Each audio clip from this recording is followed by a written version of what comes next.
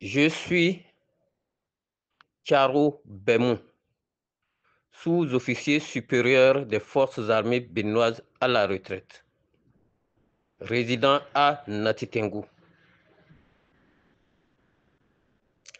À l'entame de cet audio, je voudrais présenter mes sincères condoléances au peuple béninois endeuillé, car nos enfants qui sont tombés au front sont de différentes régions du pays.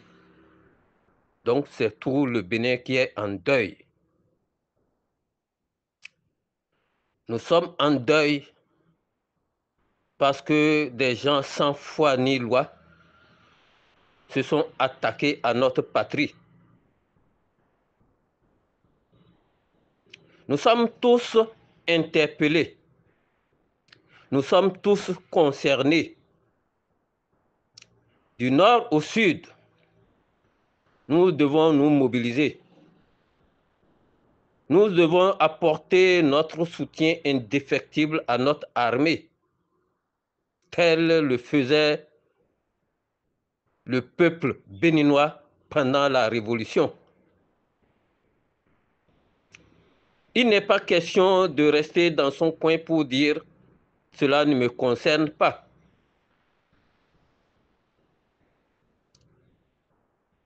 Je présente mes sincères condoléances à toutes les familles. Je présente mes sincères condoléances à tous les enfants dont les pères sont tombés au front.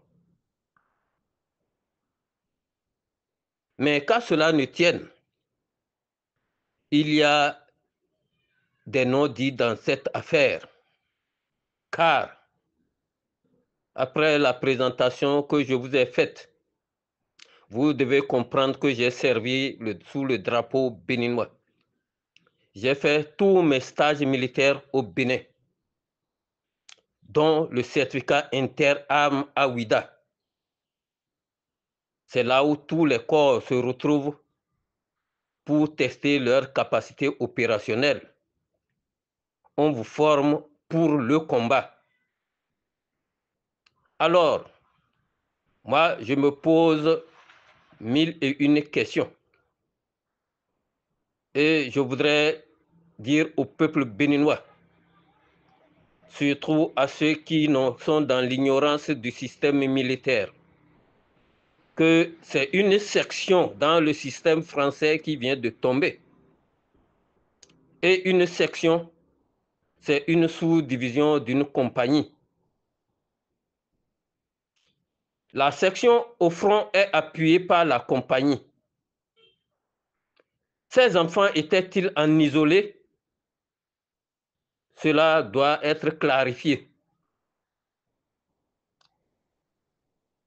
Car lorsque vous êtes au combat et qu'un individu s'isole, il est considéré comme mort, car il sera abattu. On opère au combat en groupe, en section, en peloton, en compagnie, et j'en passe. Et on évolue jusqu'au bataillon. Et au pire des cas, au régiment. Mais comment se fait-il que cette section, pendant 8 heures de temps, selon les informations que nous avons reçues qui ne sont pas encore démenties, pendant 8 heures de temps, cette section n'a pas pu être appuyée, ni en artillerie lourde, ni en avion de combat ou hélicoptère de combat, pendant 8 heures. Cela, jusqu'ici, ça me semble un rêve. C'est comme si je suis en train de rêver. Parce que dans tout ce qu'on m'a appris, d'abord bachelier en mission, ce qu'on appelait JBR, j'ai fait Ouida. Après, je suis retourné à Ouida pour avoir encore des notions complémentaires du combat dans l'armée. Mais ce que j'ai entendu, ça sort de l'ordinaire.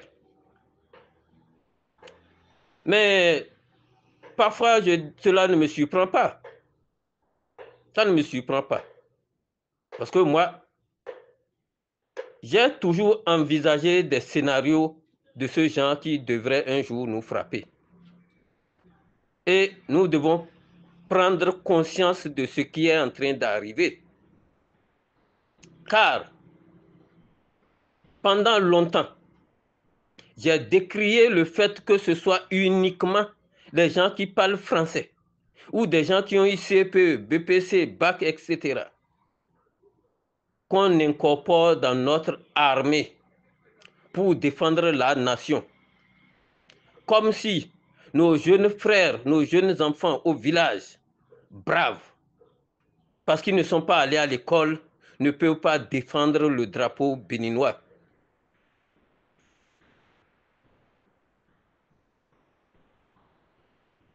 Les pays où, tels que le Tchad, où des gens ont été déployés jusqu'au Nigeria, où, au moment où de leur retrait, le peuple nigérien pleurait. Ils ont affaibli les Boko Haram. Les Tchadiens combattaient-ils en français? Ceux qui sont venus massacrer nos militaires, ceux qui sont venus massacrer nos enfants, parlent-ils français? Ils ont reçu l'instruction de combat dans quelle langue? Dans leur langue. Ce ne sont pas des gens qui sont allés à l'école. Et vous entendez la langue qu'ils sont en train de parler. Tout le monde est conscient que c'est des gens identifiables. Nous connaissons ceux qui le font. Même quand nous n'avons pas le courage de le dire. Parce que parmi nous, il y a des hypocrites qui, lorsque vous voulez lever le ton, ils cherchent à se justifier. Ils cherchent à se disculper. Mais les faits sont là. Et les faits ne mentent jamais.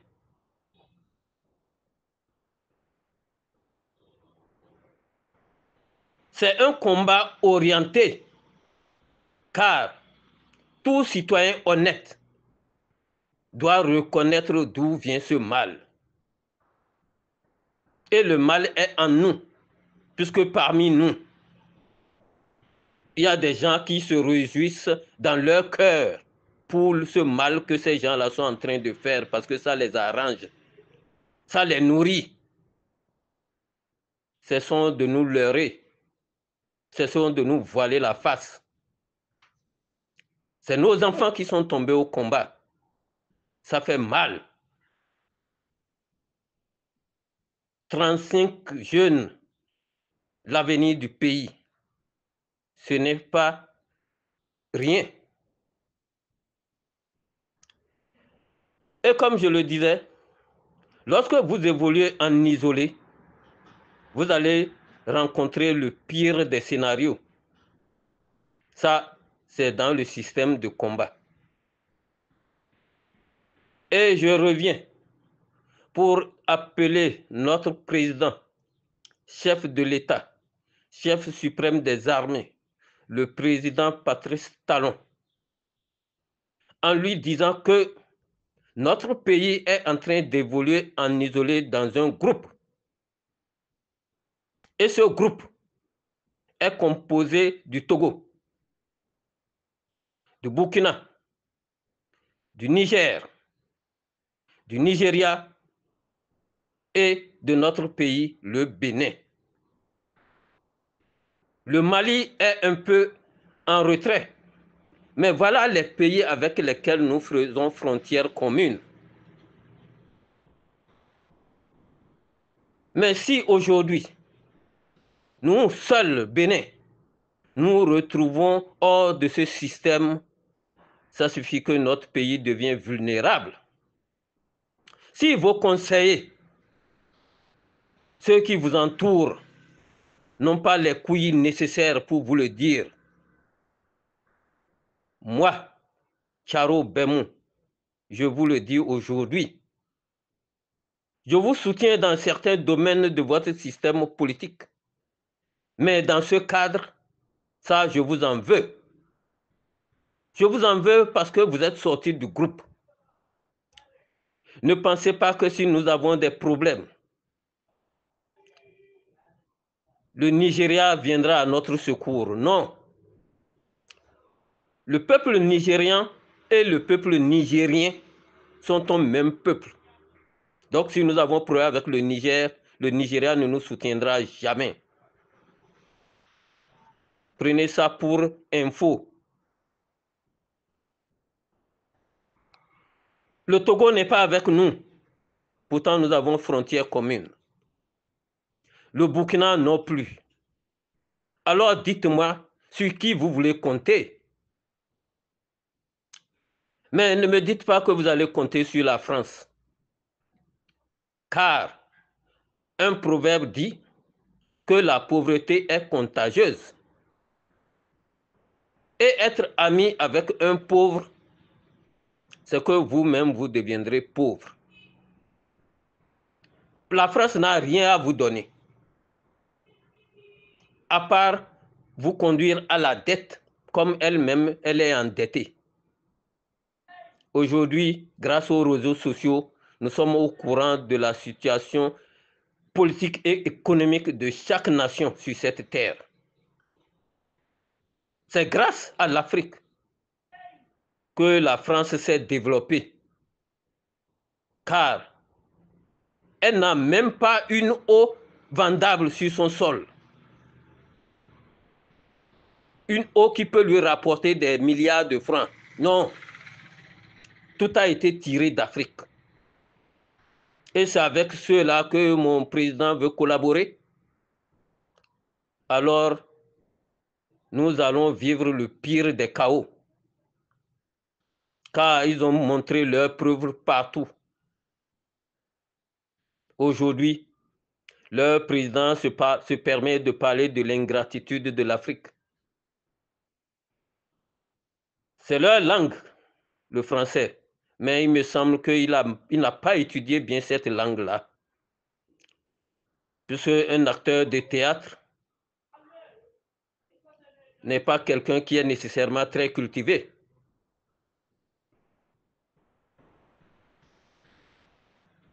Le système dans lequel il a évolué ne lui permet pas d'avoir les connaissances nécessaires pour savoir ce qu'on appelle ingrat. Sinon, il n'aurait jamais sorti ce mot-là. Car les plus grands ingrats, c'est eux. Car les faits sont là, depuis la nuit des temps. Même nos petits-fils apprendront ce qu'ils ont fait. Le mal, c'est que nous, intellectuels, nous n'avons pas l'habitude d'informer, d'éduquer nos enfants contre nos ennemis. Parce que les gens sont venus nous dire que Dieu a dit de pardonner. Mais pourquoi les riches n'ont jamais pardonné? Dites-moi une nation puissante qui a pardonné une seule fois. Ou bien dites-moi un homme riche qui a jamais pardonné. Quand je vous ai dit que la pauvreté est contagieuse, mais regardez, les religions vont vouloir défendre cette thèse-là. Mais a-t-on jamais pris un imam pauvre cité quelque part ou dans une capitale? On a mis à la tête des religions musulmanes un imam pauvre. Ça fait un. L'Église catholique, puisque c'est les plus grandes religions que je vais citer. Avez-vous vu un pauvre à la tête de ces églises? Parce qu'ils savent ce que cela signifie. Alors que des gens ne se lèvent pas pour chercher à se justifier. Car j'ai la culture nécessaire pour démontrer ce que je dis. Je ne suis pas né de la dernière pluie. Nous sommes sur cette terre il y a très longtemps et nos yeux ont vu. Parce que nous avons voyagé. Nous avons connu beaucoup d'endroits. et nous avons vu la nature nous enseigner. Je m'inspire des lois de la nature pour vivre. Je n'ai pas besoin d'un individu pour me parler de Dieu. Dieu m'a déjà enseigné à travers la nature, à travers les lois de cette nature. Et cela me sert. Mon cher président, revenez sur vos pas, car un proverbe, même enfant, dit que lorsque vous ne savez pas où vous allez, vous devez vous rappeler d'où vous avez quitté. Nous savons où nous avons quitté. Et vous-même, vous le savez. Alors, il n'est pas encore tard de retourner dans le groupe avec honnêteté. Débarrassez-vous des encombrants français qui nous font vivre le pire des scénarios. Ce qu'ils ont fait ailleurs, ils le feront ici. Nous n'avons pas de richesse, bien sûr, mais ils vont nous utiliser pour nous opposer aux autres. Dans une famille, dans une maison, lorsqu'un mur est fissuré, toutes les saletés y passent. Tous les types d'insectes y passent. Tous les reptiles rampants y passent. Nous ne devons pas laisser notre continent se fissurer. Nous devons avoir des blocs solides pour vaincre ces indésirables terroristes. Mais si nous sommes en isolé comme mon pays l'est actuellement, alors, mon cher président, attendons-nous au pire.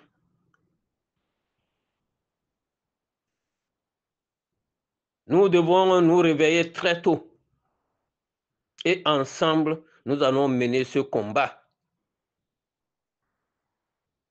J'ai cru entendre une fois dans une vidéo où les gens ont servi qu'on pouvait combattre le terrorisme avec le vaudou. Ces gens nous ont donné un signal fort en attaquant notre pays la veille de notre fête nationale. Parce que toutes les autres fêtes, pour moi, ne sont pas des fêtes. La fête de nos religions endogènes est la fête nationale. C'est la fête de l'Afrique. C'est une fête nationale et une fête continentale. Dans chaque pays, on devait décréter un jour pour cette fête-là. Parce que ce sont nos origines. C'est ce que nous a laissé nos ancêtres. Vous ne pouvez pas vénérer l'ancêtre d'un autre et vous sentir heureux. Quelle bénédiction cherchez-vous? Vous ne l'aurez jamais.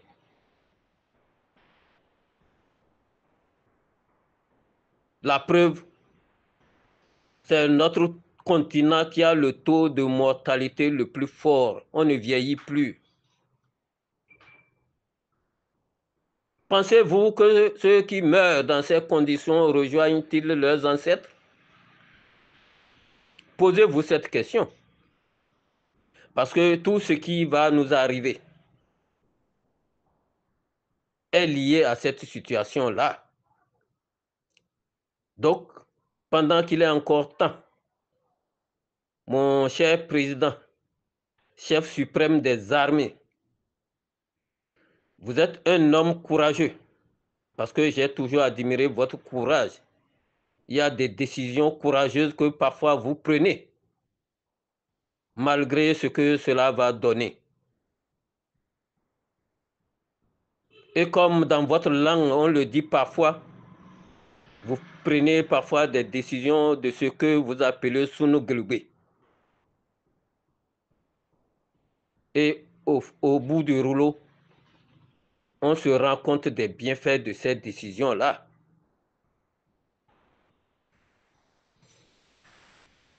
Aujourd'hui, vous avez laissé mon pays rayonner à travers le continent, à travers le monde. Parce qu'avant, quand je revenais de voyage, j'avais honte d'être béninois parce que mon pays ne brillait pas. Mon pays était une poubelle. Mon pays n'était pas beau. Mais aujourd'hui, je suis fier d'être dans un pays que je peux vanter ailleurs.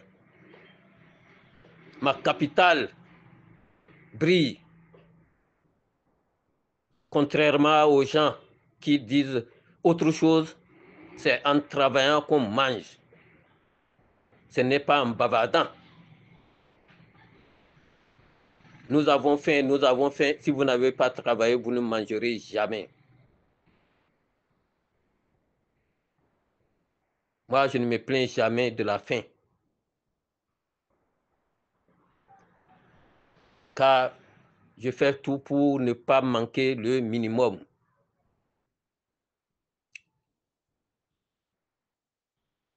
Peuple béninois, je vais terminer mon audio en vous appelant à la conscientisation totale, à la mobilisation totale. Nous ne devons pas attendre l'appel de nos autorités. Partout où nous nous trouvons,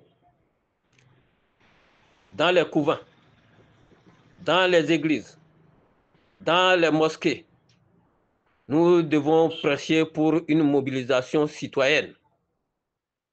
Le peuple doit se lever afin que nos enfants ne continuent pas de mourir au front. Car, dites-vous une chose, c'est des élèves que nous recrutons aujourd'hui dans notre armée, des gens qui parlent français. Et je vais vous le dire, le courage n'est pas là. La bravoure n'est pas là. Donc si vous dormez pensant que vous avez des gens qui vont vous défendre entièrement, alors considérez-vous comme un homme mort. Parce que le terrorisme a commencé petitement au Bénin et aujourd'hui, le nombre de morts est en train d'augmenter. Savez-vous ce qu'il en sera demain si nous dormons? Alors, c'est la question par laquelle je vais finir cet audio que je vous demande d'écouter et de méditer. Dans une région ou dans un groupe, on n'évolue jamais en isolé. Et je demande à mon président humblement qu'il revienne sur ses pas, qu'il intègre le groupe afin que notre pays ne soit pas isolé.